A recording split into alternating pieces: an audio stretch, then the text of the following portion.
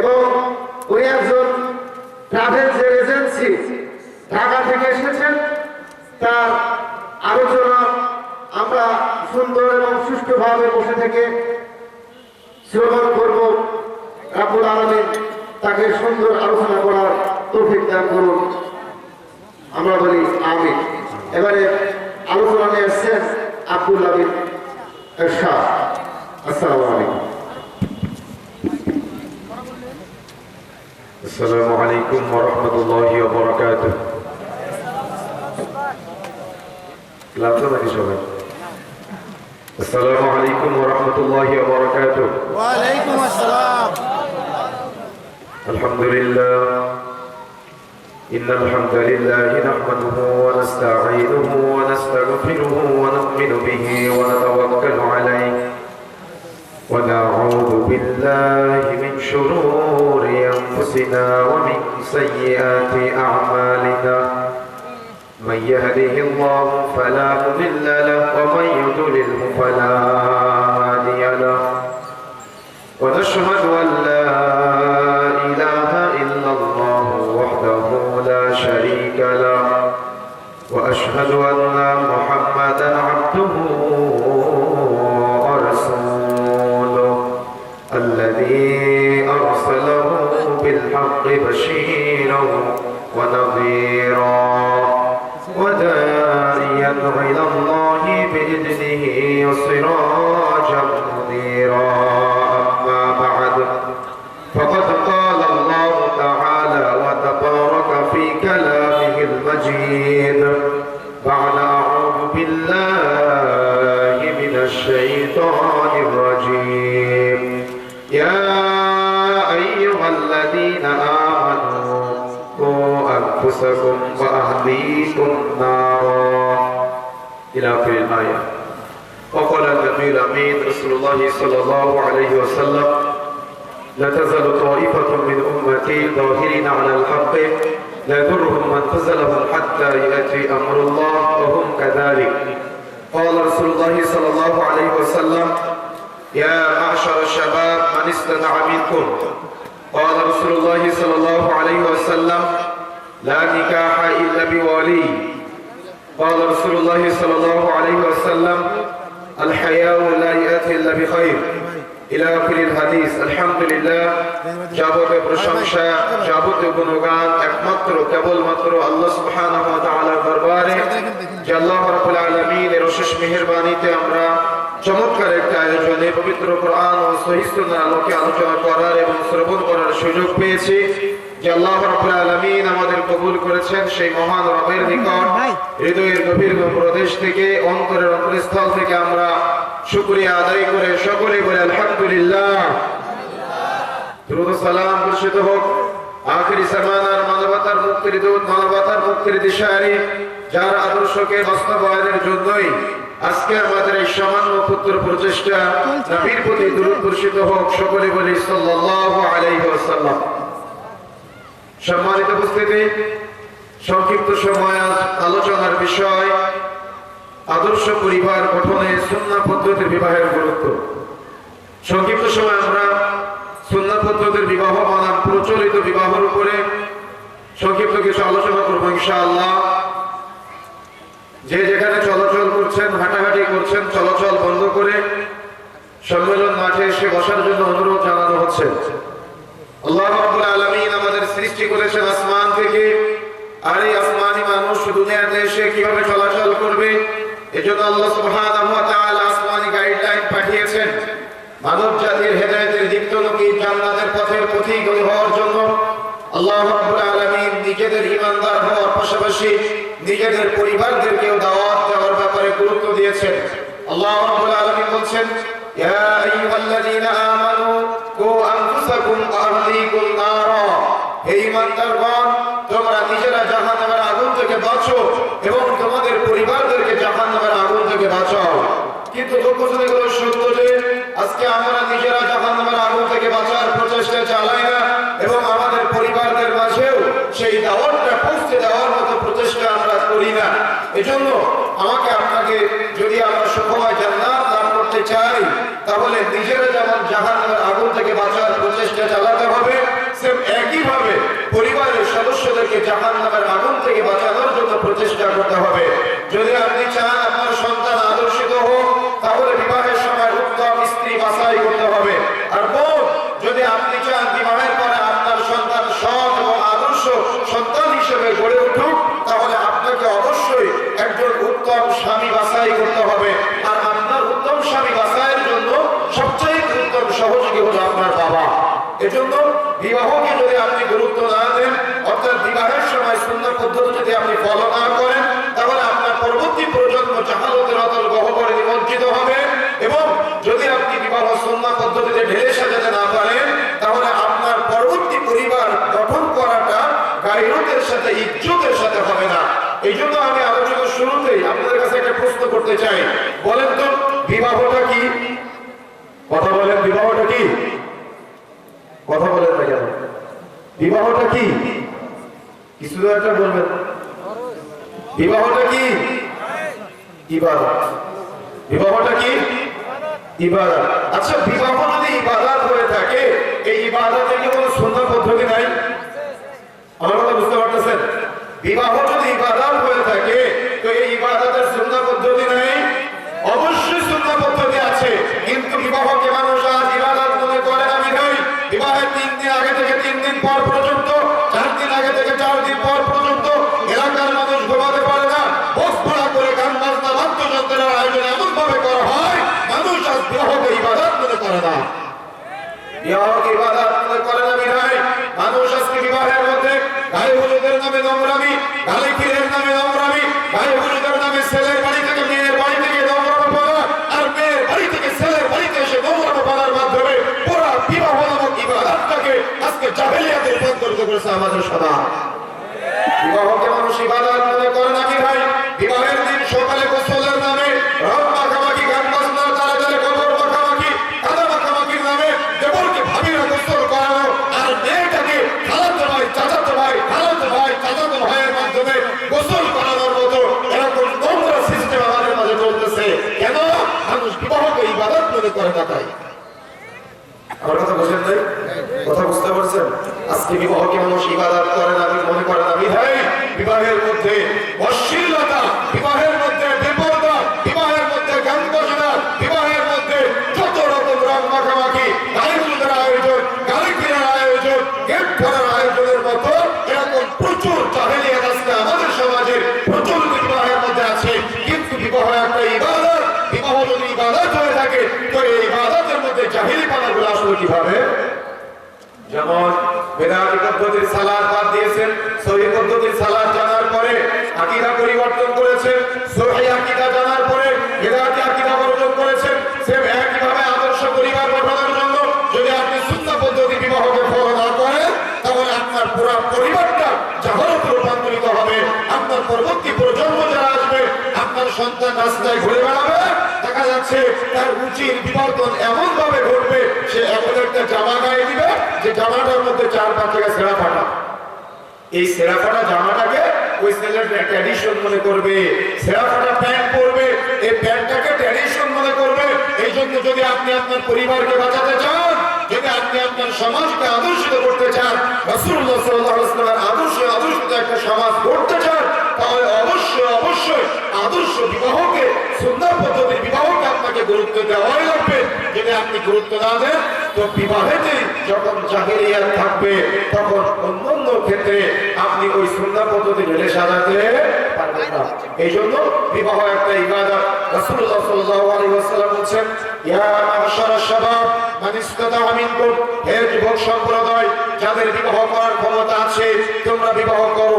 বিবাহ করার ক্ষমতা কি? বিবাহ করার ক্ষমতা হলো স্ত্রী পরিচালনা করার ক্ষমতা। বিবাহ করার ক্ষমতা কি? বিবাহ করার ক্ষমতা হলো শারীরিক ক্ষমতা। বিবাহ করার ক্ষমতা কি? বিবাহ করার ক্ষমতা হলো আর্থিক ক্ষমতা। তার মানে যখন আপনার বিবাহ করার সামর্থ্য আসবে, তখনই আপনাকে বিবাহ করতেই হবে। আর এ ব্যাপারে লাজনার ফতোয়া হলো, উপযুক্ত বয়স হওয়ার পরে যদি সন্তানকে বাবা মা বিবাহ না দেয়, অর্থাৎ অভিভাবক বিবাহ না দেয়, তাহলে সন্তান বিবাহ বহির্ভূত যত গোপন পাপ করবে, প্রত্যেক পাপের একটা করে ভাগ বাবা মারা বললাম বিপন্ন হবে। কথা বুঝে নেয় মনে হয়? কথা বুঝতে পেরেছেন? সন্তানকে বিবাহ না দিয়ে বাড়িতে বসিয়ে রেখেছেন, ছেলেকে বিবাহ দেন না, মেয়েটা চাকরি বাকরি করবে তারপরে মেয়েটাকে বিবাহ দিবেন। বা দেখা যাচ্ছে ছেলেটার উপযুক্ত বয়স হওয়ার পরেও আপনি ছেলেটাকে বিবাহ দিচ্ছেন না, কেন? রিজিকের চিন্তায়, যে আমার ছেলেটা বিবাহের পরে খাওয়াবে কি। আচ্ছা, আপনার দাদার বিয়ে হয়েছিল কত বছর বয়সে? আপনার দাদির বিবাহ হয়েছিল কত বছর বয়সে? আপনার নানার বিবাহ হয়েছিল কত বছর বয়সে? আপনার নানির বিবাহ হয়েছিল কত বছর বয়সে? তারা কি না খেয়েছিল? নাকি তাদের পরিবারের যে সুখ এবং শান্তি ছিল, আজকে আমাদের সমাজের পরিবারগুলোতে ওই সুখ এবং শান্তি নাই? তাই না? কেন নাই? দিনকে মূল্যায়ন করেন নাই তাই। কেন নাই? দিনের মর্যাদা দেন নাই তাই। এই জন্য মনে রাখার চেষ্টা করতে হবে। রাসূলুল্লাহ সাল্লাল্লাহু আলাইহি ওয়াসাল্লাম বলছেন, ইয়া মাশারাশ শাবাব মান ইসতাতা মিনকুম, হে যুবক সম্প্রদায়, যার বিবাহ করার ক্ষমতা আছে তোমরা বিবাহ করো। আবার বিবাহ করার ক্ষমতা মানে এটা না যে বিবাহের পরে সেলফি তুলে ফেসবুকে আপলোড করে দাও। বিবাহ করার ক্ষমতা মানে এটা নয় যে বিবাহ করার পরে স্ত্রীকে মোটরসাইকেলের পিছনে নিয়ে রাস্তায় বেপরদায় ঘুরে বেড়ানো, রাস্তার মানুষকে দেখানো, এটা বিবাহ করার পরে গায়ক সম্পূর্ণ স্বামীর কাজে না। কথা বুঝতে পেরেছেন? এই জন্য বিবাহ করার আগে স্ত্রী পরিচালনা করার ক্ষমতা অর্জন করতে হবে। বিবাহ করার আগে স্ত্রীকে যে আপনি দিনদারিতার মধ্যে রাখবেন, এই ক্ষমতা আপনাকে অর্জন করতে হবে। সুতরাং বিবাহের গুরুত্ব আছে। বিবাহ একটা ইবাদত। আমাদের সমাজে অনেকে লালন ফকিরের মুরিদ আছে। এরা কি করে? এরা বিয়ে শাদী না করে মাজারে মাজারে লাল শালের মতো লাল কাপড় পরে ঘুরে বেড়ায়, চুলের মধ্যে জট বাঁধা থাকে। এরা জীবনে বিয়ে শাদী করতে চায় না। এরা বলে বিয়ে শাদী করলে ইবাদতে বিঘ্ন ঘটতে পারে। আসলে আমাদের সমাজে লালন ফকিরের কিছু আদর্শ মনে রাখার চেষ্টা করবেন। রাসূলুল্লাহ সাল্লাল্লাহু আলাইহি ওয়াসাল্লামের আমল সম্পর্কে তিনজন এসে জানতে চাইলো। রাসূলের আমল সম্পর্কে তাদের জানানো হলো। যখন রাসূলুল্লাহ সাল্লাল্লাহু আলাইহি ওয়াসাল্লামের আমল সম্পর্কে জেনে তারা চলে যাচ্ছেন, যাওয়ার সময় নিজেরা আলোচনা করছেন। রাসূল নবী হওয়া সত্ত্বেও, মাসুম হওয়া সত্ত্বেও এত বেশি আমল করেছে, আমরা তো কিছুই আমল করতে পারি না। তখন তিন বন্ধুর মধ্যে এক বন্ধু বলল, আমি জীবনে রাতে কখনো ঘুমাবো না, সারা রাত সালাত আদায় করবো। তিন বন্ধুর মধ্যে এক বন্ধু বলল, আমি জীবনে কখনো রোজা ছাড়বো না, সিয়াম ছাড়বো না, সারা জীবন আমি সিয়াম পালন করবো। তিন বন্ধুর মধ্যে এক বন্ধু বলল, আমি জীবনে কখনো বিয়ে শাদী করবো না। কেন? বিয়ে শাদী করলে স্ত্রী পরিবার প্রয়োজন আসবে, তখন ওই স্ত্রী পরিবার প্রয়োজনের মাধ্যমে ইবাদতে বিঘ্ন ঘটবে, এই জন্য আমি জীবনে বিয়ে শাদী করবো না। রাসূলুল্লাহ সাল্লাল্লাহু আলাইহি ওয়াসাল্লাম তাদের কথা শুনতে পেরে রাসূলুল্লাহ সাল্লাল্লাহু আলাইহি ওয়াসাল্লাম তাদের ডাক দিলেন, ডেকে বলছেন, শুনে রাখো, আমি নবী হওয়া সত্ত্বেও, রাসূল হওয়া সত্ত্বেও, মাসুম হওয়া সত্ত্বেও আমি রাতের কিছু অংশ ঘুমাই, কিছু অংশ ইবাদত করি, আমি কিছুদিন সিয়াম পালন করি, কিছুদিন সিয়াম ছেড়ে দেই। আল্লাহ রাসূল বলছেন, শুনে রাখো, আমি বিবাহ করেছি, আমার স্ত্রী পরিবার প্রয়োজন আছে। যদি কেউ আমার এই সুন্নতের বিরোধিতা করে তাহলে সে উম্মত থেকে খারিজ হয়ে যাবে। তাহলে বিবাহ না করে মাজারে মাজারে লাল শাড়ি পরে ঘুরে বেড়ানোর অনুমতি ইসলামে আছে? কথা বলেন, ইসলামে আছে? ইসলামে নাই। এই জন্য মনে রাখার চেষ্টা করতে হবে। বিবাহের গুরুত্ব নিয়ে আলোচনা করলে এরকম বহু আলোচনা করা যায়, তবে আমি এদিকে সময় নষ্ট করার চেষ্টা করছি না। যে কথা বলতে চাচ্ছিলাম, বিবাহের গুরুত্ব আছে, বিবাহ করতেই হবে। বিবাহ করলে প্রত্যেক পুরুষ এবং নারীর জন্য তার চরিত্রের হেফাজত করা সহজ হয়ে যায়। সত্য যে আজকে বাবা মা সন্তানদেরকে বিবাহ দিতে চাই না। মনে রাখার চেষ্টা করতে হবে, উপযুক্ত বয়স হওয়ার পরে সন্তানকে বিবাহ দেওয়া এটা বাবা মার অন্যতম একটা দায়িত্ব। সন্তানকে 7 দিনের দিন নাম রাখা যেমন বাবা মার দায়িত্ব, সন্তানকে আদর্শিত করা যেমন বাবা মার দায়িত্ব, সন্তানকে মানুষের মতো মানুষ করা যেমন বাবা মার দায়িত্ব, একইভাবে ছেলে মেয়েকে উপযুক্ত সময়ে বিবাহ দেওয়া এটাও বাবা মার একটা দায়িত্ব। কথা বুঝতে পেরেছেন? সন্তানকে উপযুক্ত জায়গায় বিবাহ দেওয়া এটাও বাবা মার একটা অন্যতম দায়িত্ব। যদি বাবা মা এই দায়িত্ব অবহেলা করে তাহলে বাবা মাকে অবশ্যই জবাব দেওয়া লাগবে। আপনি আপনার সন্তানকে বিবাহ দিচ্ছেন না রিজিকের চিন্তায়। কেন? রিজিকের দায়িত্ব আল্লাহ আপনার উপরে দিয়েছে। কথা বলতেছেন এখন, আল্লাহ আপনার উপরে দিয়েছে। রিজিকের দায়িত্ব কার হাতে? কার হাতে? আল্লাহর হাতে। তো রিজিকের দায়িত্ব তো আল্লাহর হাতে। আপনি আল্লাহর কাছ থেকে নিজের কাছে ছিনিয়ে নিলেন কেন? আল্লাহ তো রিজিকের দায়িত্ব তার কাছে রেখে দিয়েছে, আপনি কেন আল্লাহর কাছ থেকে নিয়ে নিজের উপরে রিজিকের দায়িত্ব নিয়ে সন্তানকে বিবাহ দিচ্ছেন না, ছেলেকে বিবাহ দিচ্ছেন না? আপনি কি জবাব দিতে পারবেন কিয়ামতের মাঠে? সুতরাং সন্তানের রিজিকের চিন্তা করা বড় বিষয় না, সন্তানের চরিত্র গঠন করা বড় বিষয়। একজন ইমানদার, একজন পরহেজগার, একজন তাকওয়াশীল, একজন জ্ঞানী বাবা মার বৈশিষ্ট্য হলো সন্তান সন্তানকে দ্রুত বিবাহ দিয়ে তাকে হালাল করে দেওয়া। কেন? সন্তানের চরিত্র গঠন করা এটা বাবা মার অন্যতম একটা দায়িত্ব। বাবা মা যদি দায়িত্ব অবহেলা করে তাহলে সন্তান পথভ্রষ্ট হয়ে যায়, সন্তান জাহালতের মধ্যে নিমজ্জিত হয়ে যায়। এই জন্যই তো আজকে প্রেম প্রীতি ভালোবাসার নামে এরকম নোংরামি আমাদের সমাজে চলতেছে। কেন? সন্তানকে উপযুক্ত সময় হালাল করে দেয় না, বৈধ করে দেয় না। এই জন্য তারা তাদের চরিত্র অবাধ্যের ব্যবহার করতেছে আজকে। এই জন্য সতর্ক হতে হবে, সাবধান হতে হবে। দ্রুত সময়ের মধ্যে সন্তানকে বিবাহ দিয়ে হালাল করে দিবেন। সেটা হতে পারে ছেলে, সেটা হতে পারে মেয়ে। এখন আসুন, আপনি বিবাহের জন্য প্রস্তুতি গ্রহণ করেছেন যে আপনার সন্তানকে বিবাহ দিবেন। বিবাহের প্রস্তুতি গ্রহণ করলে প্রথমে ছেলে এবং মেয়ে দেখার পালা। আমাদের সমাজে প্রচলিত আছে, একটা মেয়েকে দেখতে যাওয়ার সময় তার সৌন্দর্য দেখা হয়, চেহারার সৌন্দর্য এবং শারীরিক চেহারার সৌন্দর্যের পাশাপাশি দেখা হয় আর্থিক সচ্ছলতা এবং দেখা হয় বংশমর্যাদা। কিন্তু মনে রাখার চেষ্টা করবেন, যদি আপনি এই তিনটা পেয়ে যান এবং এই তিনটার সাথে সাথে দিনদারিতা পেয়ে যান, তাহলে রাসূলুল্লাহ সাল্লাল্লাহু আলাইহি ওয়াসাল্লামের এই হাদিসকে কেন্দ্র করে উলামায়ে কেরাম বলেছেন এটা হলো নূরুন আলা নূর, এটা হলো কল্যাণের উপরে কল্যাণ, এটা হলো ভালোর উপরে ভালো, এটা হলো সফলতার উপরে সফলতা। তার মানে দিনদারিতা আছে, বংশমর্যাদা আছে, দিনদারিতা আছে, অর্থ সম্পদ আছে, দিনদারিতা আছে, সৌন্দর্য আছে। এটা হলো সফলতার উপরে সফলতা, এটা হলো কল্যাণের উপরে কল্যাণ। কিন্তু দিনদারিতা নাই, আছে সৌন্দর্য, এখানে সফলতা নাই। দিনদারিতা নাই, আছে বংশমর্যাদা, এখানে সফলতা নাই। দিনদারিতা নাই, আছে অর্থ সম্পদ, এখানেও সফলতা নাই। আজকে আমাদের সমাজের যুবক ছেলেরা দিনদারিতাকে মূল্যায়ন না করে যে আপনার সাথে মোবাইলে প্রেম করে তাকে আপনি বিবাহ করার জন্য আল্লাহর কাছে চান। এজন্যই তো আজকে আমাদের সমাজে তালাকের প্রবণতা বেড়ে গিয়েছে।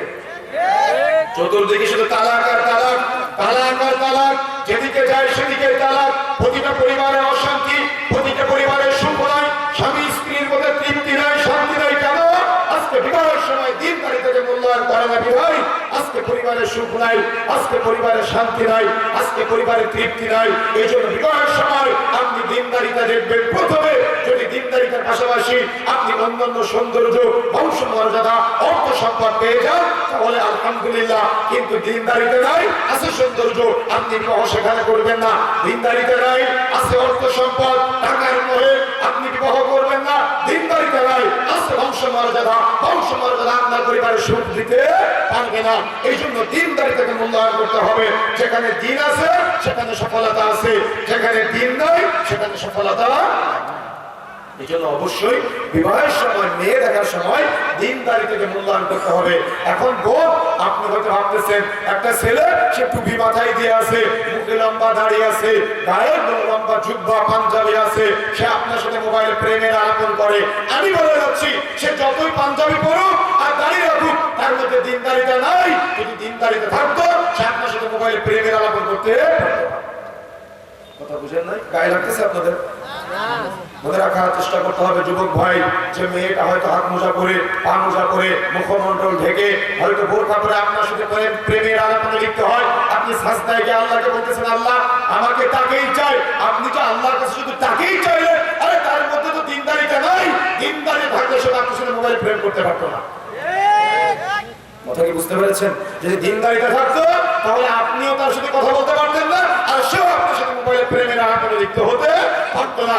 উভয়ে সতর্ক হতেন, উভয়ে সাবধান হতেন, উভয়ের মধ্যে দিনদারিতা নাই। এই জন্য বিবাহের পরে 1 মাস পর থেকে বিবাহ বিচ্ছেদ, ছেলে তার বাড়িতে, মেয়ে তার বাড়িতে চলে যায়, তালাক আর তালাক। এই জন্য বিবাহের সময় ছেলে মেয়ে উভয়কেই দিনদারিতার ব্যাপারে গুরুত্ব দিতে হবে। যেখানে দিন আছে সেখানে সফলতা আছে, যেখানে দিন নাই সেখানে সফলতা নাই, যেখানে দিন নাই সেখানে কল্যাণ নাই। এখন আসুন, মেয়ে দেখার পালা আমাদের সমাজে প্রচলিত আছে।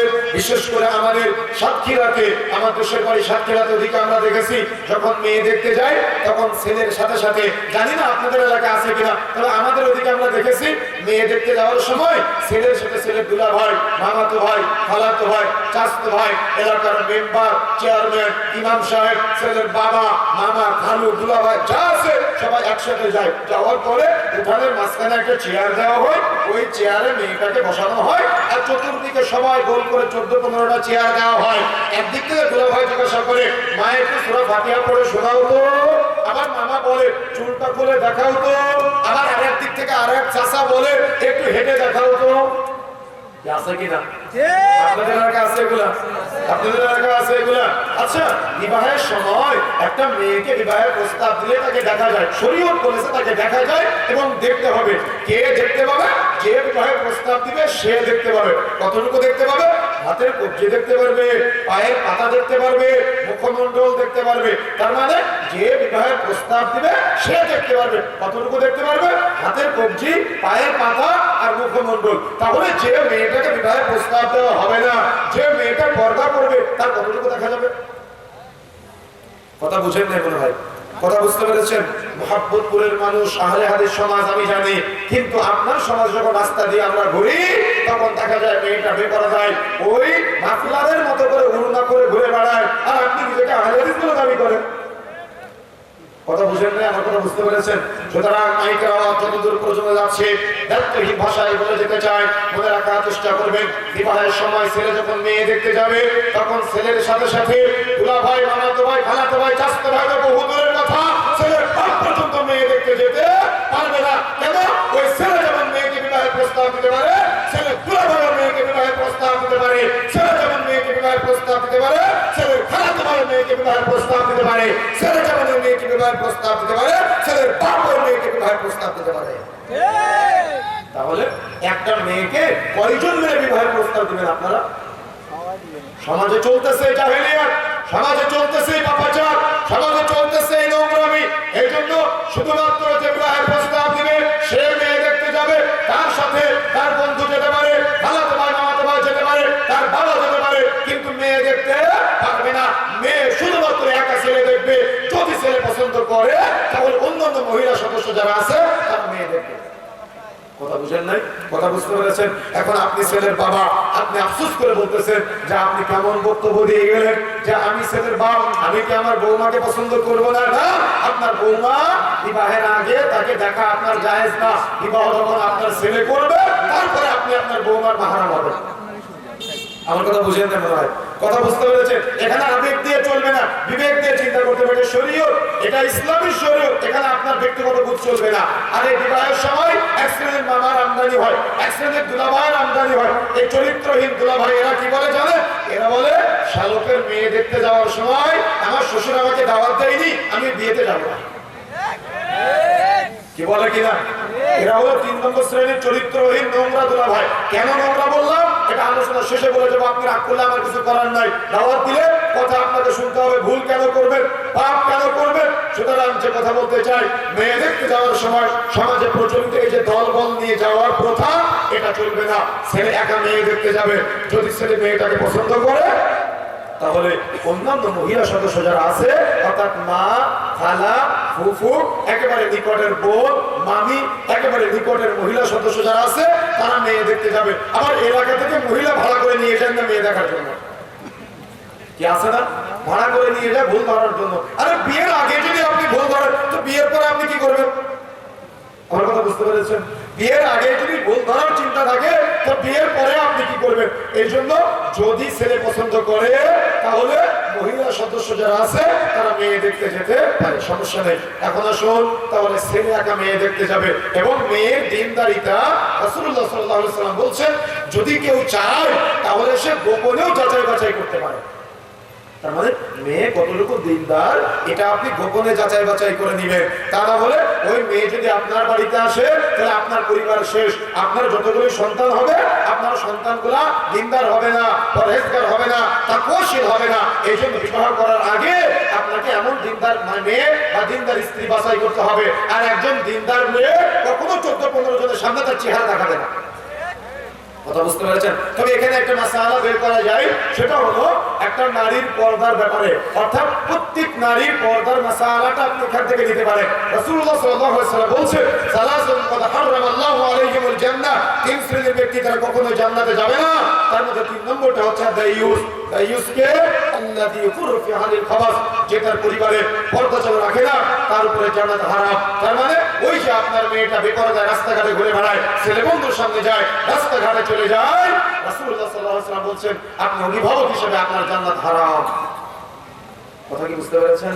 আমাদের সমাজে এই বক্তব্য দিলে আমাদের বোনেরা বুঝবে না কেন, পরিবার পারিবারিক ভাবে তাদের মাঝে এই দিনের শিক্ষা, এই পর্দার শিক্ষাটা নাই। আমরা সালাতে সহি হয়েছি, আকীদায় সহি হয়েছি, সিয়াম পালন সহি পদ্ধতিতে করি, হজ সহি পদ্ধতিতে সম্পাদন করি, কিন্তু পর্দা করার ক্ষেত্রে প্রায় 80% আহলুল হাদিস সমাজ এখনো পর্যন্ত 100% পর্দা করতে পারে না। নাই, কয়জনের স্ত্রী হাত মোজা পরান, কয়জনের স্ত্রী পা মোজা পরান, কয়জনের স্ত্রী মুখমণ্ডল ঢাকে। আপনার স্ত্রী যায় একটা বোরকা পরে, ওই বোরকার পিছনে আবার বেল্ট আছে, আর বেল্ট দিয়ে বেঁধে যদি শরীরের গঠন বোঝাতে হয়, ও বোরকা পরার কি দরকার? এজন্য আজকে বাড়িতে গিয়ে আপনার স্ত্রীর পিছনের বেল্ট যেটা আছে, বোরকার পিছনের বেল্ট কেটে দিবেন। আর আপনার মেয়ে যেটা আগামীকাল থেকে বেল্ট ওয়ালা বোরকা পরে বাজারে বাড়ির বাইরে যেতে না পারে, এই শিক্ষা অর্জন করতে হবে। আমি গত 2 মাস আগে মদিনা সফরে ছিলাম, সেখানে আমাদের এক দিদি ভাইয়ের খেজুরের দোকানে বসে আছি। আরবিয়ার একজন মহিলা আপনার ছেলেকে সাথে নিয়ে খেজুর কিনতে এসেছে।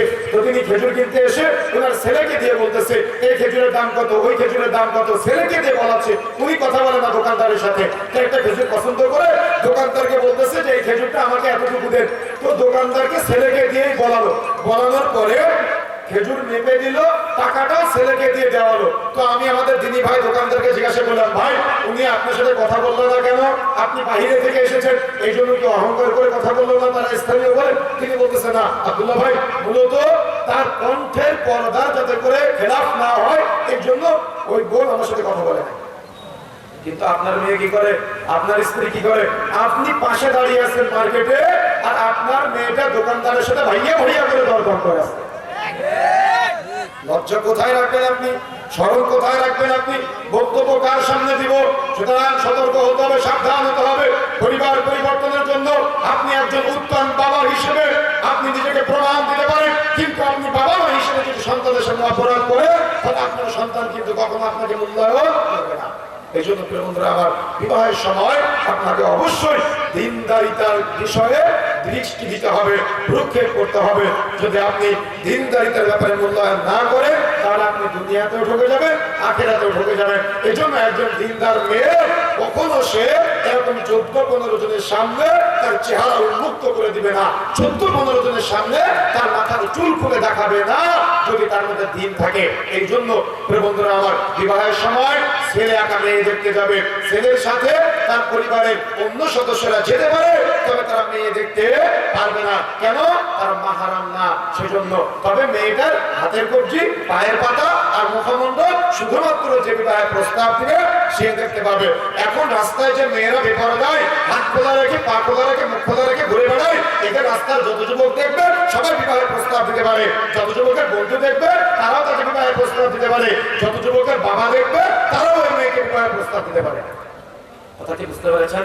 তাহলে প্রিয় বন্ধুরা আমার, যে কথা বলতে চাচ্ছিলাম, বিবাহের সময় অবশ্যই মেয়ে দেখার সময় আপনাকে এই সুন্নাহ পদ্ধতি ফলো করতে হবে। যেহেতু বিবাহ একটা ইবাদত, প্রত্যেকটা পদে পদে সুন্নাহ পদ্ধতি আছে। মেয়ে দেখার সময় আপনি সুন্নাহ পদ্ধতি অ্যাপ্লাই করবেন, যাতে করে আপনার স্ত্রীর চেহারা আপনার বোন জামাই বিবাহের পরে কেন কখনো দেখতে না পারে। আপনার ছোট ভাই তার জন্য উন্মুক্ত না, এজন্য বিবাহের সময় আপনার ছোট ভাই মেয়ে দেখতে যেতে পারে, তবে মেয়ে দেখতে পারবে না, আলাদা রুমে থাকবে। কথা বুঝতে পেরেছেন? আমাদের সমাজে প্রচলিত আছে, ভাবি নাকি মায়ের সমতুল্য। নাউযুবিল্লাহ, কি বলে কিনা? ভাবি নাকি মায়ের সমতুল্য। আরে ইসলাম বলেছে ভাবি হলো মৃত্যু সমতুল্য, আপনি মায়ের সমতুল্য বলেন কোন লজ্জায়? এজন্য এটা চলবে না।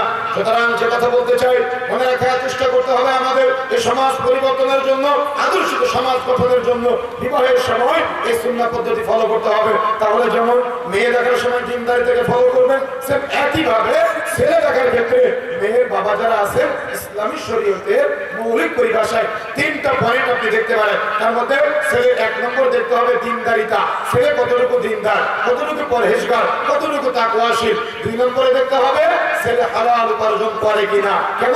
ইবাদত কবুলের মৌলিক পূর্ব শর্ত হলো 2টা। 1 রাসূলের পদ্ধতিতে হতে হবে, 2 হালাল উপার্জন হতে হবে। যদি উপার্জন হালাল না হয় তাহলে আপনার ইবাদত কবুলযোগ্য হবে না। এই জন্য অবশ্যই অবশ্যই মনে রাখতে হবে যে বিবাহের সময় আপনার মেয়েকে যে ছেলের সাথে বিবাহ দিবেন, ওই ছেলেটা হালাল ইনকাম করে কিনা।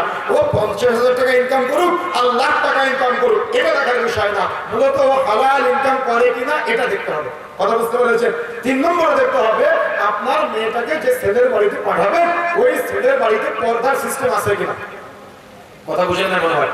অনেক বোন অভিযোগ করে, বিভিন্ন মাহফিলে গেলে অভিযোগ করে যে আমি পর্দা করতে চাই কিন্তু আমার স্বামী পর্দা করতে দেয় না, আমি পর্দা করতে চাই আমার শাশুড়ি পর্দা করতে দেয় না। একদিন আমি ভাত বেড়ে আমার বোন জামাইকে দেয়নি, তার মানে ননদের জামাইকে ভাত বেড়ে দেয়নি, তাই আমার শাশুড়ি আমার স্বামীকে অভিযোগ করেছে, স্বামী আবার আমাকে পিটাইছে। কথা বুঝেন না মনে হয়? কথা বুঝতে পেরেছেন? কেন? আপনি বিবাহ করেছেন, আপনার স্ত্রী আপনার বোন জামাইকে ভাত বেড়ে খাওয়াবে, এই জন্য আপনার স্ত্রী জায়েজ আছে কারোর সঙ্গে যাওয়া, আপনার মা ভাত বেড়ে খাওয়াবে, আপনার স্ত্রী রান্না করে দিতে পারে। কথা কি বুঝতে পেরেছেন? এই জন্য যৌক্তিক কারণ থাকতে হবে, সিস্টেম জানা লাগবে। বিবাহ করেছেন আপনি আর আপনার স্ত্রী, দেখা যাচ্ছে আপনার বোন জামাইকে ভাত বেড়ে না খাওয়ালে আপনি আবার পিঠা, এটার নাম গায়রতওয়ালা স্বামী না, এটার নাম ব্যক্তিত্বওয়ালা স্বামী না। এই জন্য সতর্ক হতে হবে, সাবধান হতে হবে।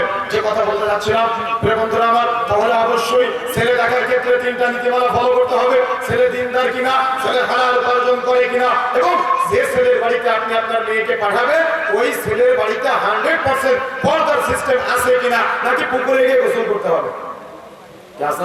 আজকে গ্রামের মহিলারা দলে দলে পুকুরে গিয়ে গোসল করে, রাস্তার মানুষ দেখে নারী পুরুষ একসাথে একাকার হয়ে পুকুরে গোসল করে। এটাই জাহেলিয়াত, এটাই সমাজে চলতেছে অপসংস্কৃতি। এই জন্য বিবাহের আগে আপনাকে দেখতে হবে আপনার মেয়েকে যে বাড়িতে বিবাহ দিবে সেখানে 100% পর্দার সিস্টেম আছে কিনা, নাকি আপনার মেয়েকে এরকম উন্মুক্ত জায়গায় পুকুরে গিয়ে গোসল করতে হবে, বা খোলা জায়গায় পর্দার সিস্টেম নাই, দেবর ভাসুর অবাধে চলাফেরা করবে। এই জন্য এই বিষয়গুলো অবশ্যই অবশ্যই আপনাকে দেখতে হবে। যদি না দেখে তাহলে দুনিয়াতেও আপনি ধরা খাবেন, আখিরাতেও ধরা খেতে হবে। এই জন্য সতর্ক হতে হবে, সাবধান হতে হবে। এখন আসুন, মেয়ে দেখার পর্ব শেষ, ছেলে দেখার পর্ব শেষ। মেয়ে এবং ছেলে দেখার পর্বের পরে চমৎকার একটি পদ্ধতি আমাদের সমাজে আছে, মোহর এবং কাবিন নির্ধারণ করার পালা। কি আছে কিনা? আচ্ছা, আপনাদের কাছে একটা প্রশ্ন করি, বিবাহের দিন তারিখ নির্ধারিত হওয়ার পরে আমাদের সমাজে কাবিন কত টাকা হবে আর মোহর কত টাকা হবে, এটা নিয়ে মামা খালু দুলাভাই যারা আছে ছেলের পরিবারের এবং মেয়ের পরিবারের উভয়ের মধ্যে একটা সমঝোতা হয়, কি হয় কিনা? কথা বলতে হবে। সমঝোতা হওয়ার পরে ছেলের উপরে চাপায় দেয় কিনা? আচ্ছা, আপনাদের কাছে একটা প্রশ্ন করি, বলেন তো মোহর আর কাবিন এক না আলাদা? হ্যাঁ, এক না আলাদা?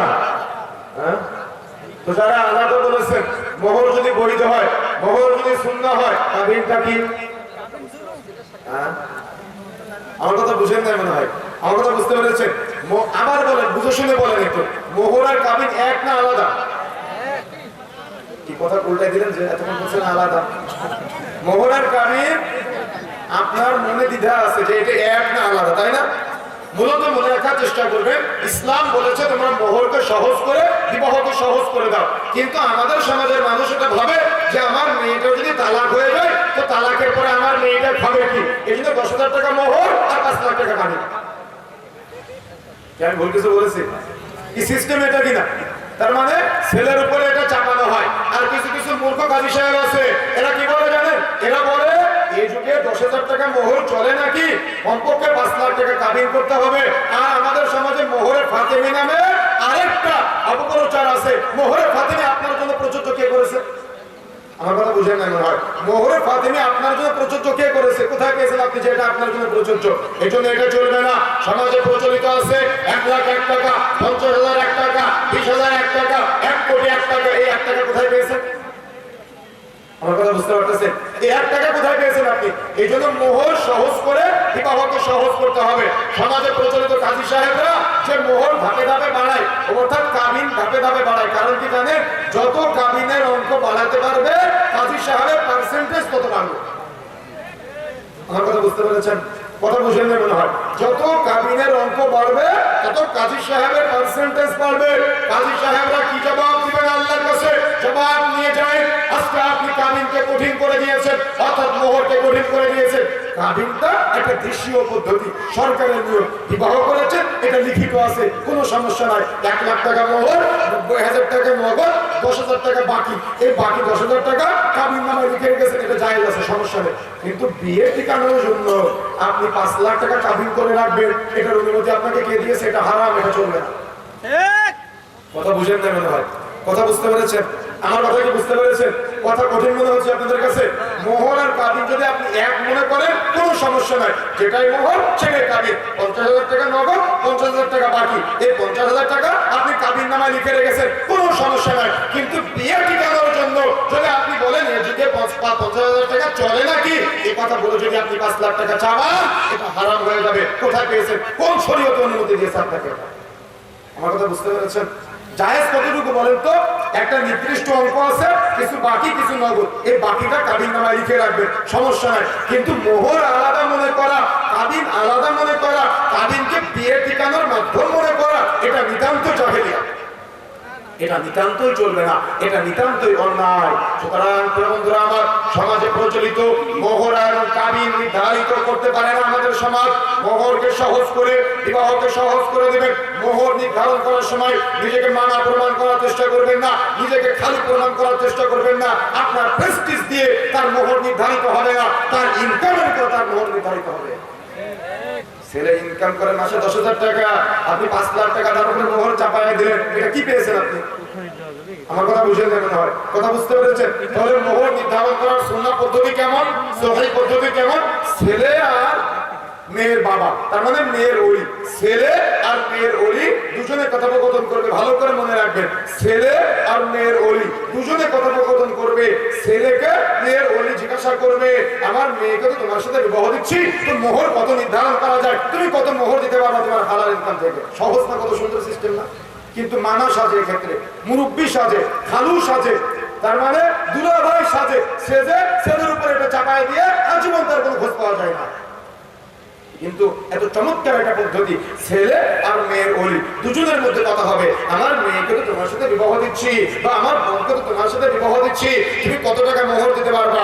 তখন ছেলে বলবে যে আমি আমার হালাল ইনকাম থেকে আমি এত টাকা মোহর দিতে পারবো। যদি আপনার সমস্যা, যদি আপনার পছন্দ হয় তো আপনি বিবাহ দিবেন, পছন্দ না হলে বিবাহ দিবেন না, তাহলে আপনি বার্গেনিং করতে পারবেন না। আমার কথা বুঝতে পেরেছেন? আমার কথা বুঝতে পেরেছেন? দেখা যাচ্ছে ছেলে বলেছে আমার হালাল ইনকাম থেকে আমি 60,000 টাকা দিতে পারবো, আপনি এই কথা বলার অধিকারই রাখেন না যে 1 লাখ টাকা দিতে হবে। কথা বুঝতে পেরেছেন? এই অনুমতি আপনি কোথায় পেয়েছেন? আর আজকে আমাদের সমাজের কাজী সাহেবরা আজকে এগুলা ছেলের উপরে চাপায় দেয়, ছেলের পরিবারের উপরে চাপায় দেয়। অনেকে মান সম্মান রক্ষার জন্য কবুল বলে ফেলে, আর বউয়ের কাছে গিয়ে পরে ক্ষমা চায়। এগুলো কাপুরুষতার পরিচয়। কবুল বলেছেন কেন? আপনি কবুল বলার আগে সিদ্ধান্ত নেবেন, কবুল বললে আপনাকে দেওয়া লাগবে। কথা বুঝতে পেরেছেন? কবুল আপনি বলেছেন কেন? কবুল বললে আপনাকে দেওয়া লাগবে। ওই যে লিখে রেখেছে না, ওটা শুধু কাগজ কলমে লেখা না, ওটা আপনাকে পরিশোধ করা লাগবে। এই জন্য বন্ধুরা আমার, যে কথা বলতে চাচ্ছিলাম, বিবাহের সময় এই মোহরকে সহজ করে, বিবাহকে সহজ করে দিতে হবে। মোহর কঠিন করা যাবে না, মোহর কঠিন করা চলবে না। আমাদের সমাজে প্রচলিত আছে মোহরের কথাবার্তার পাশাপাশি পণ নির্ধারণ করার পালা বা যৌতুক নির্ধারণ করার পালা। যৌতুকের এই প্রথা কোথা থেকে এসেছে?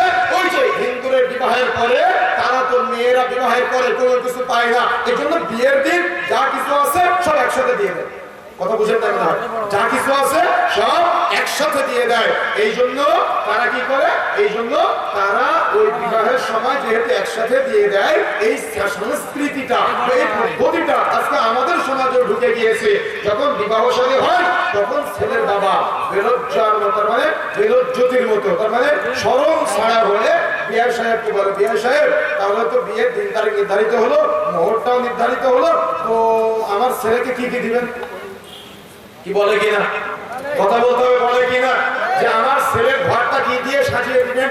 একটা মেয়ে দেখা যাচ্ছে একটা পরিবারে 3টা ছেলে, একটা পরিবারে 3টা ছেলে। বড় বৌমা বিয়ের সময় বাবার বাড়ি থেকে আসার সময় 3টা গরু আর একটা মোটরসাইকেল নিয়ে এসেছে। মেজ বৌমা বাবার বাড়ি থেকে আসার সময় দেখা যাচ্ছে ঘর সাজিয়ে নিয়েছে, স্বর্ণ গহনা নিয়ে এসেছে। এখন ছোট ছেলেকে বিবাহ দেওয়ার সময় ছোট ছেলেকে যে বাড়িতে বিবাহ দিয়েছে ওই বাড়ির অর্থাৎ মেয়ের বাবা অনেক গরিব, কিচ্ছু দিতে পারে না। এখন বারবার খোটা দেয় শাশুড়ি, বারবার খোটা দেয় এলাকার মানুষ। এখন ঘর ঝাড়ু দিবে কে? ছোট বউ। ঘর মুছবে কে? ছোট বউ। থালা বাসন ধুবে কে?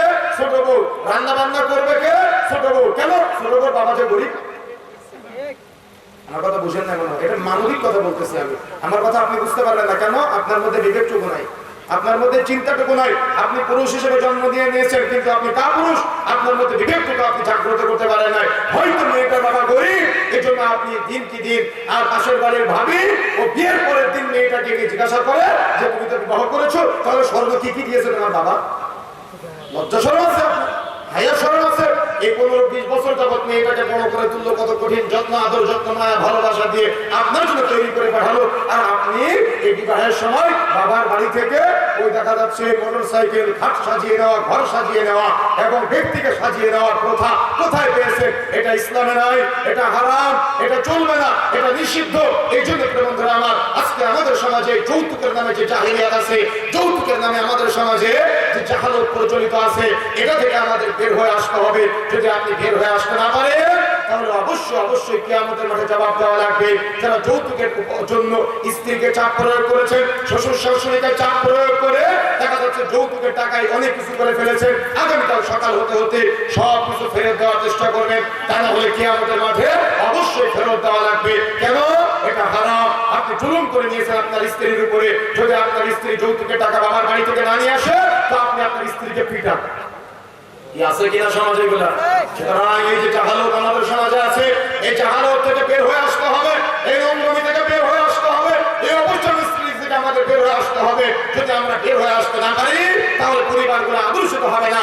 আপনার ছেলেটা দেখে যে আমার বাবা যৌতুকের জন্য আমার মাকে পিটায়, এবং আপনার ছেলেটা ওই দিন থেকে আপনাকে আর মূল্যায়ন করবে না, আপনাকে গায়ের কথার দাম দিবে না, আপনাকে আর মর্যাদা দিবে না। কেন? জানে যে আমার বাবা আমার মাকে পিটায় যৌতুকের জন্য, এই জন্য আপনি বাবা হিসেবে আপনাকে মূল্যায়ন করবেন আপনার ছেলেটা। কথা বুঝতে পেরেছেন?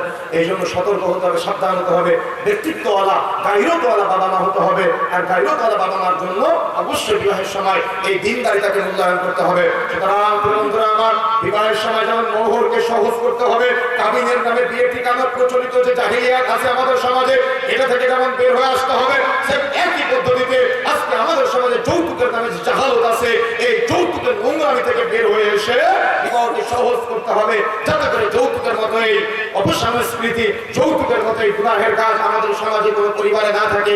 এদিকে খেয়াল রাখতে হবে। আপনি বাবা হিসেবে, অর্থাৎ শ্বশুর শাশুড়ি হিসেবে আমি আপনাকে বলে যাই, কখনো বৌমাকে যৌতুকের জন্য নির্যাতন করবেন না। কখনো বৌমাকে যৌতুকের জন্য আপনি হয়তো শারীরিক নির্যাতন করেন না, কিন্তু মানসিক নির্যাতন করেন, এটাও করবেন না। অবশ্যই জবাব দেওয়া লাগবে আল্লাহর কাছে। কথা বুঝতে পেরেছেন? এই জন্য যে কথা বলতে যাচ্ছিলাম, বিবাহের সময় মোহর সহজ করতে হবে, যৌতুক পরিত্যাগ করতে হবে, যৌতুক বাতিল করতে হবে, যৌতুক একেবারে আমাদের সমাজ থেকে উঠিয়ে দিতে হবে। এখন আসুন যে কথা বলতে চাই, বিবাহের দিন নির্ধারিত হলো, বিবাহের দিন নির্ধারিত হওয়ার পরে বিবাহের 3 দিন আগে থেকে 3 দিন পর পর্যন্ত এলাকার মানুষ আর ঘুমাতে পারে না। কেন ঘুমাতে পারে না? যত এলাকায় বক্স আছে, গান বাজনার দোকান আছে, এখান থেকে বক্স ভাড়া করে নিয়ে এসে গান বাজনার আয়োজন করা হয়। তাহলে ওই যে বলেছিলাম না, সমাজের মানুষ বিবাহকে ইবাদত মনে করে না বিধায় বিবাহের মধ্যে গান বাজনার এই স্থান দিয়েছে। বিবাহ একটা ইবাদত, এই ইবাদতের মধ্যে সমাজে প্রচলিত 3 দিন আগে থেকে 3 দিন পর পর্যন্ত যে গান বাদ্যযন্ত্রের আয়োজন করা হয়, যদি ইমাম সাহেব যারা আছেন আপনাদের উদ্দেশ্য করে বলে যায়, যদি আপনার ইমাম থেকে থাকে যে বিবাহে গান বাজবে, ওই বিবাহ আপনি পড়াতে যাবেন না। 500 টাকার লোভে যদি আপনি ওই বিবাহ পড়াতে যান, তা আমরা ধরে নেব আপনার ঈমান নাই। বুঝতে পেরেছেন?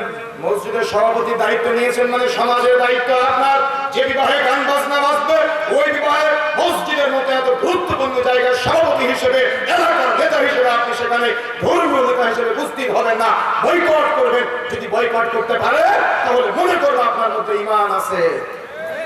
এই জন্য সতর্ক হতে হবে, সাবধান হতে হবে। এদেরকে সামাজিক ভাবে বয়কট না করলে এরা বারবার এই পাপগুলা করে। আর আমাদের সমাজের মুরব্বীরা বলে একদিন গান বাজালে কি হয়, একদিন পাপ করলে কি হয়। আরে এই কথা বলার কারণে আপনার জাহান্নাম হয়ে যেতে পারে। কেন বললেন আপনি কথা? কেন বললেন আপনি একদিন পাপ করলে কি হয়? আপনি তো পাপকে ঘৃণা করতে জানেন না, আপনি তো গুনাহকে ঘৃণা করতে জানেন না। আপনি কথা কেন বললেন যে পাপকে, অর্থাৎ একদিন পাপ করলে কি হয়, এই কথা বলার অনুমতি আপনাকে কে দিয়েছে?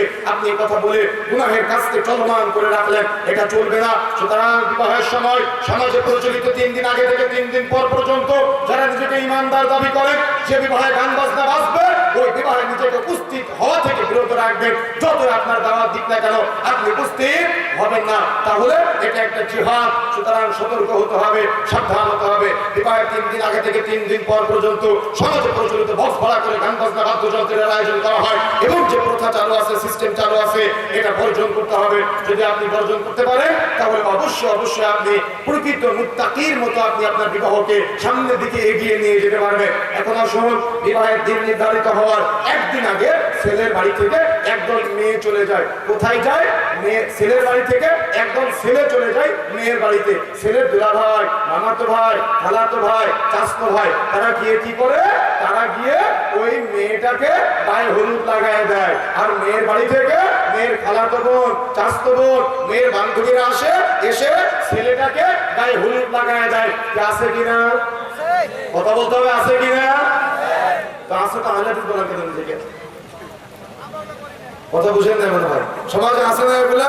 এই জন্য বন্ধুরা আমার যে কথা বলতে চাচ্ছিলাম, আমাকে আপনাকে উপলব্ধি করতে হবে, বোঝার চেষ্টা করতে হবে। এই যে আপনি বিবাহের আগেই ছেলের বাড়ি থেকে মেয়ের বাড়িতে গিয়ে গায়ে হলুদের নামে নোংরামির জায়গা করে দিয়েছেন, বা মেয়ের বাড়ি থেকে ছেলের বাড়িতে এসে গায়ে হলুদের নামে বেহায়াপনার জায়গা করে দিয়েছেন, আপনি কি একবারে পরিণতি ভেবেছেন? মনে রাখার চেষ্টা করবেন। মাইকের আওয়াজ যতদূর প্রয়োজন হয়ে যায়, দায়িত্বহীন ভাষায় বলে যেতে চাই, ছেলের গায়ে হলুদ লাগানো যেতে পারে, কে লাগাবে? ছেলে একা একা হলুদ মাখবে। ছেলের গায়ে হলুদ লাগানো যেতে পারে, কে লাগাবে? ছেলের বাবা লাগাবে, ছেলের ভাই লাগাবে। কোন মহিলা সদস্য তার গায়ে হলুদ লাগাতে পারে না। কিন্তু দুঃখজনক হলো সত্য যে মেয়ের খালাতো বোন, মামাতো বোন, চাচাতো বোন এসে ছেলের গায়ে হাতে হলুদ লাগায়। মেয়ের গায়ে হলুদ লাগানো যেতে পারে, কে লাগাবে? মেয়ে একা হলুদ মাখবে। কোথায়? একেবারে ভিতরে, অর্থাৎ যেখানে মেয়েকে মেয়ের ভাই, মেয়ের বাপ পর্যন্ত দেখবে না। মেয়ের মা মেয়ের মুখে হলুদ লাগাতে পারে, হাতে হলুদ লাগাতে পারে, শরীরের অঙ্গ প্রত্যঙ্গে অন্যান্য জায়গায় হাত দিয়ে হলুদ লাগাতে পারবে না। মেয়ের মা যদি না লাগাতে পারে, তাহলে ওই যে ছেলের বাড়ি থেকে দুলা ভাই, মামাতো ভাই, খালাতো ভাই এসে হলুদ লাগায়, এটা কি জায়েজ আছে? কথা বলতেছেন না কেন? জায়েজ আছে? জায়েজ তো নাই। তাহলে সমাজে চলতেছে না এগুলা? এগুলা বর্জন করতে হবে, এগুলা থেকে বের হয়ে আসতে হবে। আজকে তো বাড়িতে গায়ে হলুদের আয়োজন নষ্ট হয়ে গেছে, শেষ হয়ে গেছে। গায়ে হলুদের জন্য সেন্টার ভাড়া করা হয় আজকে, তাই না? গায়ে হলুদের জন্য সেন্টার ভাড়া করা হয়। এক পাশে ছেলেকে বসানো হয়, এক পাশে মেয়েকে বসানো হয়। তারা ছেলে মেয়ে আলাদা বিপরীত পাশে বসে গায়ে হলুদের আয়োজন করে। এটাই জাহেলিয়া, এটাই বিবাহের নোংরামি, এটাই বিবাহের বর্বরতা যেটা সমাজে চলতেছে আজকে। এই জন্য বের হয়ে আসতে হবে এগুলা থেকে। সমাজ থেকে যদি আপনি এটা উৎখাত করতে না পারেন, তো বিবাহ নামক ইবাদত আপনি সমাজে প্রতিষ্ঠা করতে পারবেন না। বিদআতের বিরুদ্ধে কত সোচ্চার আপনি, তাওহীদের পক্ষে কত সোচ্চার আপনি, সুন্নাতের পক্ষে কত সোচ্চার আপনি, শিরকের বিরুদ্ধে কত সোচ্চার আপনি। আপনাকে মাঠে ময়দানে দেখা যায়, কিন্তু আপনার বাড়িতে বিবাহের সময় এই গায়ে হলুদের নোংরামের আয়োজন করা হয়। তাহলে কেমন হয়ে গেল না? আমার কথা বুঝতে পেরেছেন? সুতরাং বন্ধুরা আমার, নিজেকে আহলে হাদিস পরিচয় দিতে গেলে অবশ্যই এই বিষয়গুলো আপনাকে মূল্যায়ন করতে হবে। যে কথা বলতে চাচ্ছিলাম, তাহলে অবশ্যই এই গায়ে হলুদের প্রচলিত এই যে জাহালতের পদ্ধতি আছে, এই পদ্ধতি থেকে আমাদের বের হয়ে আসতে হবে। বের হয়ে আসার সাথে সাথে সুন্নাহ পদ্ধতিগুলো আবার সেখানে স্থান দিতে হবে। হলুদ লাগানো যেতে পারে, কোনো সমস্যা নাই। ছেলে একা হলুদ মাখুক, মেয়ে নিজে হলুদ মাখুক, মেয়ের মা মেয়েকে মাখাই দিক, এবং ছেলের বাবা ছেলের শরীরে মুখে হাতে লাগাই দিক, কোনো সমস্যা নাই। কিন্তু ছেলের বাড়ি থেকে মেয়ের বাড়ি থেকে নোংরামো করা, আর মেয়ের বাড়ি থেকে ছেলের বাড়ি থেকে নোংরামো করার যে পদ্ধতি আমাদের সমাজে প্রচলিত আছে, এটা বর্জন করতে হবে। যদি আপনি বর্জন করতে না পারেন, তাহলে কিন্তু এই জাহালতের বিবাহ আপনার পরিবারও চলবে। এখন আসুন যে কথা বলতে চাই, বিবাহের দিন তারিখ নির্ধারিত হওয়ার পরে যেদিন বিবাহের দিন, ওই দিন কি করা হয়? ওই দিন বিবাহের জন্য দেখা যাচ্ছে মেয়েটাকে নিয়ে যাওয়া হয় বিউটি পার্লারে সাজুগুজু করানোর জন্য। কিন্তু এই সাজুগুজু করাতে যাওয়ার আগে মেয়েটাকে গোসল করানো হয়। কোথায় গোসল করায়? ওই যে বক্স ভাড়া করে নিয়ে আসে, ওই বক্সের তালে তালে গান বাজানো হয়, আর সবাই কাদামাটি মাখে, রং মাখামাখি করে, এ ওকে রং লাগায় দেয়, খালাতো ভাই খালাতো বোনকে রং লাগায়, মামাতো ভাই মামাতো বোনকে রং লাগায়, কাদা মাখামাখি করে, গান বাজনার তালে তালে একে অপরকে রং মাখামাখি ঠেলায়, মেয়েটাকে উন্মুক্ত জায়গায় গোসল করায়। এটা বিবাহের আরেকটা জাহেলিয়া, যেটা আমাদের সমাজে চলতেছে। এই জন্য বন্ধুরা আমার, যে কথা বলতে চাই, এই যে গোসলের নামে আমাদের সমাজে মেয়েকে খালাতো ভাই মামাতো ভাই চাচাতো ভাই তারা গোসল করাচ্ছে, এই পদ্ধতি চলবে না। এটা জাহেলিয়াত আমাদের সমাজে চলতেছে। এবং ছেলেটাকে গোসলের সময় গান বাজনার তালে তালে দেখা যাচ্ছে মেয়ের খালাতো বোন চাচাতো বোন মামাতো বোন গিয়েছে গোসল করানোর পদ্ধতি প্রচলিত আছে। এটাও একটা জাহেলিয়া, এটা থেকে আমাদের বের হয়ে আসতে হবে। এই জন্য বন্ধুরা আমার, সর্ব অবস্থায় আমাদের মনে রাখার চেষ্টা করতে হবে, এই বিবাহের গোসলের সময় মেয়েকে গোসল করতে হবে। কোথায় গোসল করবে? মেয়ের আলাদা জায়গায় গোসল করবে, যেখানে কেউ দেখতে পারবে না, মেয়ের বাপ পর্যন্ত মেয়েকে দেখতে পারবে না। কিন্তু দুঃখজনক হলো সত্য যে 14-15 জন মিলে মেয়েটাকে সাবান মাখায় গোসল করায়, সবার সামনে বসায় নাউজুবিল্লাহ। সমাজে জাহেলিয়াত চলতেছে, এগুলা থেকে বের হয়ে আসতে হবে আমাদের। বিবাহের সময় এই নোংরামি বর্জন করতে হবে। এখন আসুন যে কথা বলতে চাই, বিবাহের দিন বসে আছে, বিবাহের দিন বসে আছে, বিবাহের জন্য ছেলে যাবে।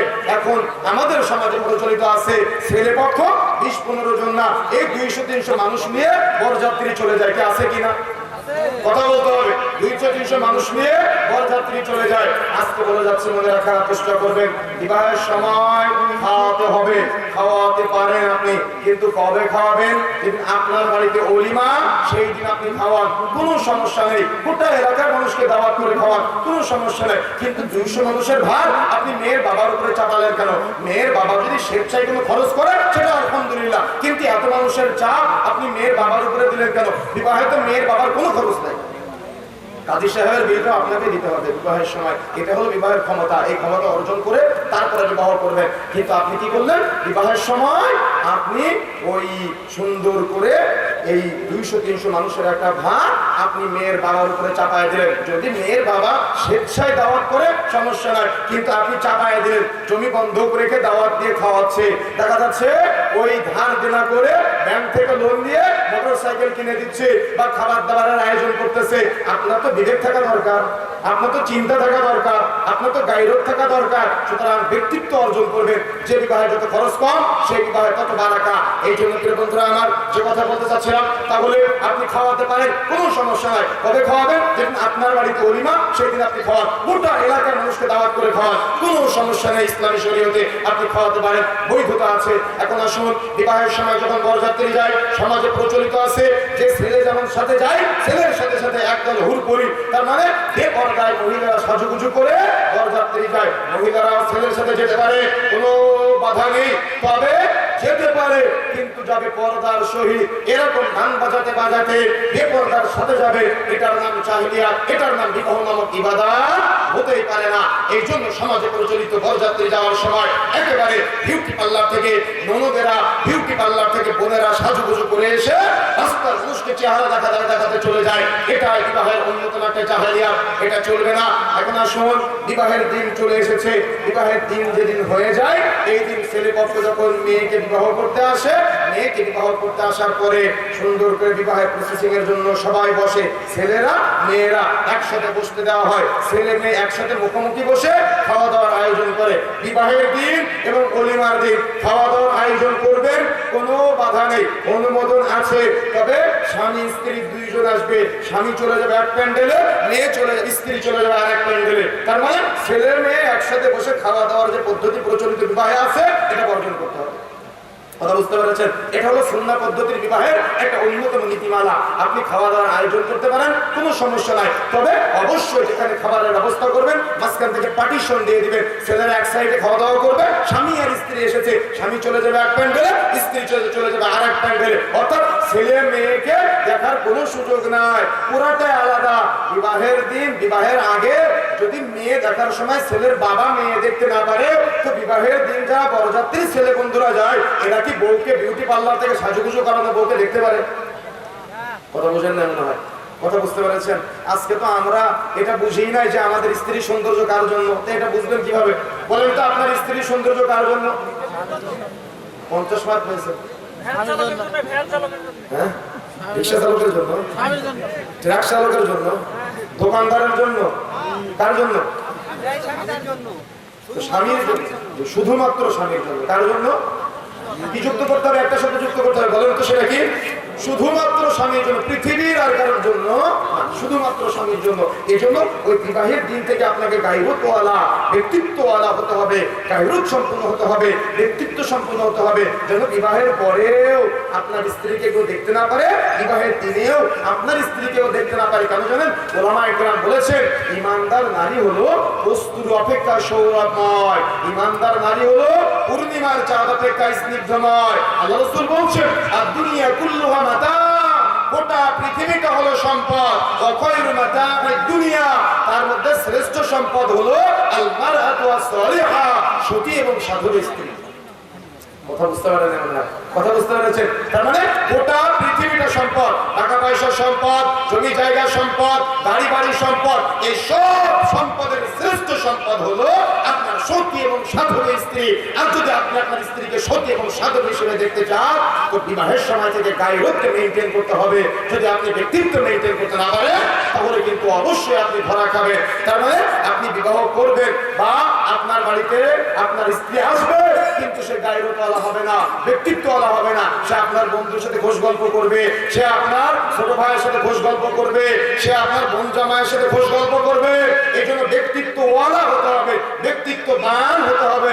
সুতরাং প্রিয় বন্ধুরা আমার, যে কথা বলতে চাই, তাহলে বিবাহের দিন আপনি যে মেয়েটাকে বিবাহ করবেন, ওই মেয়েটা সুন্দরী করে সাজুগুজু করবে, তবে সে মহিলাদের মধ্যে থাকবে, কোনো ছেলে তাকে দেখতে পারবে না। কথা বুঝতে পেরেছেন? কোন ছেলে তাকে দেখতে পারবে না। আর একটা পোশাক কিনবেন আজকে থেকে, বিবাহের সময় শাড়ি কাপড় চোপড় লেহেঙ্গা তো কিনে, এটার পাশাপাশি আরেকটা কাপড় কিনবেন, সেটা হলো বোরখা। বিবাহের সময় আরেকটা পোশাক কিনবেন, সেটা হলো হাত মোজা। বিবাহের সময় আরেকটা পোশাক কিনবেন, সেটা হলো পা মোজা। বিবাহের সময় মুখমণ্ডল ঢাকার নেকাব কিনবেন। তার মানে যেদিন আপনার স্ত্রী আপনার বাড়িতে আসবে, ওই দিন থেকে 100% পর্দা করে আপনার বাড়িতে আসতে পারে। কথা বুঝলেন না মনে হয়? কথা কি বুঝতে পেরেছেন? যেদিন আপনার স্ত্রী আপনার বাড়িতে আসবে, ওই দিন যেন 100% পর্দা করে আপনার স্ত্রী আপনার বাড়িতে আসে। তার মানে অবশ্যই ঢিলেঢালা বোরখা কিনতে হবে আপনার স্ত্রীর জন্য, অবশ্যই আপনার স্ত্রীর জন্য হাত মোজা কিনতে হবে, অবশ্যই আপনার স্ত্রীর জন্য পা মোজা কিনতে হবে, অবশ্যই আপনার স্ত্রীর জন্য মুখমণ্ডল ঢাকার নেকাব কিনতে হবে। এগুলা সমন্বয় করে আপনার স্ত্রীর জন্য আপনি বাছাই করার চেষ্টা করবেন। বিবাহের সময় অবশ্যই অবশ্যই আপনি এই বোরখা, হাত মোজা, পা মোজা সবকিছু একটা কমপ্লিট প্যাকেজ নিয়ে সেখানে দিবেন। বিয়ে করে যখন বাড়িতে নিয়ে আসবেন, তখন যেন আপনার স্ত্রী হাত মোজা, পা মোজা পরে আপনার বাড়িতে আসতে পারে, সেটা অবশ্যই আপনাকে মূল্যায়ন করতে হবে। তা না হলে ওই বিয়ে করে যখন বাড়িতে নিয়ে যাবেন, তখন ওই যে বলেছিলাম না, আপনার দুলাভাই চান্সে থাকে, ওই বিয়ে করে বাড়িতে নিয়ে যাওয়ার সময় আপনার দুলাভাই চান্সে থাকে। নতুন বউ তো হাঁটতে হাঁটতে যেতে পারবে না, নতুন বউকে কোলে করে নামাবে কে গাড়ি থেকে? কে নামায়? কথা বলেন, কে নামায়? দুলাভাই নামায়। তাহলে আপনার কি গায়রত আছে? আপনার কি ব্যক্তিত্ব আছে? নতুন বিয়ে করে বাড়িতে নিয়ে এসেছেন সবাই মাত্র, আর আপনার স্ত্রীকে আপনার দুলাভাই কোলে করে আজকে গাড়ি থেকে নামায়। এর চাইতে বেলজ্জ, তার মানে এর চাইতে নির্লজ্জ, এর চাইতে বেহায়াপনা, এর চাইতে জাহেলিয়াত আর কি হতে পারে? এই জন্য প্রিয় বন্ধুরা আমার, আজকে আমাদের সমাজে বিবাহের মধ্যে এই যে জাহালতগুলো আছে, এগুলো থেকে আমাদের বের হয়ে আসার চেষ্টা করতে হবে। যদি আমরা বের হয়ে আসতে না পারি, তাহলে কিন্তু আমরা উত্তম পরিবার, উত্তম সমাজ করতে পারবো না। উত্তম সমাজ গড়ার জন্য, উত্তম পরিবার গড়ার জন্য, আদর্শিত পরিবার গড়ার জন্য আমাকে আপনাকে অবশ্যই অবশ্যই এই বিবাহের সময় দিনদারি থেকে মূল্যায়ন করতে হবে এবং সুন্নাহ পদ্ধতিতে পুরো বিবাহটা ঢেলে সাজানোর জন্য প্রচেষ্টা করতে হবে। আল্লাহ সুবহানাহু ওয়া তাআলা আমাদের তৌফিক দান করুন, বলেন আমিন। সমাজে প্রচলিত এই সুন্নাহ পদ্ধতির বিবাহের পদ্ধতি জানা না থাকার কারণে অনেকে কোর্ট ম্যারেজ করে পালিয়ে একটা মেয়েকে নিয়ে বিবাহ করে। অথচ রাসূলুল্লাহ সাল্লাল্লাহু আলাইহি ওয়াসাল্লাম বলেন, ফানিকা হুয়া বাতিল, ফানিকা হুয়া বাতিল, ফানিকা হুয়া বাতিল। যে বিবাহে মেয়ের ওলি নাই, সেই বিবাহ বাতিল। সুতরাং যারা কোর্ট ম্যারেজ করে পালিয়ে প্রেম করে বিবাহ করেছেন, যেখানে মেয়ের ওলি উপস্থিত ছিল না, ওই বিবাহ বাতিল। রাসূলুল্লাহ সাল্লাল্লাহু আলাইহি ওয়াসাল্লাম বলেছেন, সুতরাং নতুন করে বিবাহ করে সংসার করবেন, তা না হলে জেনার গুনাহ হয়ে যাবে। সুতরাং বন্ধুরা আমার, সংক্ষিপ্ত সময়ে যে কথাগুলো বলেছি, উস্তাদি চলে এসেছে, আলোচনা দীর্ঘ করতে চাচ্ছি না। বিবাহ কেন্দ্রিক আরো অনেকগুলো জাহিলিয়াত আছে আমাদের সমাজে, এগুলো খুঁজে বের করে এই জাহিলিপানা আমাদের মাঝ থেকে বর্জন করে সুন্নাহ পদ্ধতির বিবাহটা ঢেলে সাজানোর চেষ্টা করতে হবে। তাহলে আমরা উত্তম সমাজ, উত্তম পরিবার, উত্তম সন্তান আমরা সামনে দেখতে পাবো ইনশাআল্লাহ। আল্লাহ রাব্বুল আলামিন তৌফিক দান করুন, আল্লাহুম্মা আমিন। আমরা যারা একসাথে উপস্থিত হয়েছি, আল্লাহ রাব্বুল আলামিন আমি সহ আমাদের সবাইকে জান্নাতের কোন একদিন একসাথে বসার তৌফিক দান করুন, আল্লাহুম্মা আমিন। এই আশা, এই দাবি, এই দাওয়া ব্যক্ত রেখে সংক্ষিপ্ত সময়ের আলোচনা আমরা এখানে সমাপ্ত করছি। সুবহানাকাল্লাহু ওয়া বিহামদিক, আশহাদু আল্লা ইলাহা ইল্লা আনতা, আস্তাগফিরুকা ওয়া আতুবু ইলাইক। আসসালামু আলাইকুম ওয়া রাহমাতুল্লাহি ওয়া বারাকাতুহু। আসসালামু আলাইকুম ওয়া রাহমাতুল্লাহ। আলহামদুলিল্লাহ। সম্মানিত তাওহীদি জনতা, সম্মানিত উপস্থিতি, এতক্ষণ ধরে আব্দুল্লাহ বিন ইরশাদ বিশেষ করে আমাদের প্রতিনিয়তই, প্রায় প্রতিদিনই আমাদের এই সামাজিকতা, বিশেষ করে একটা বিবাহ, ছেলে মেয়ের বিবাহ বন্ধনে আবদ্ধ হয়।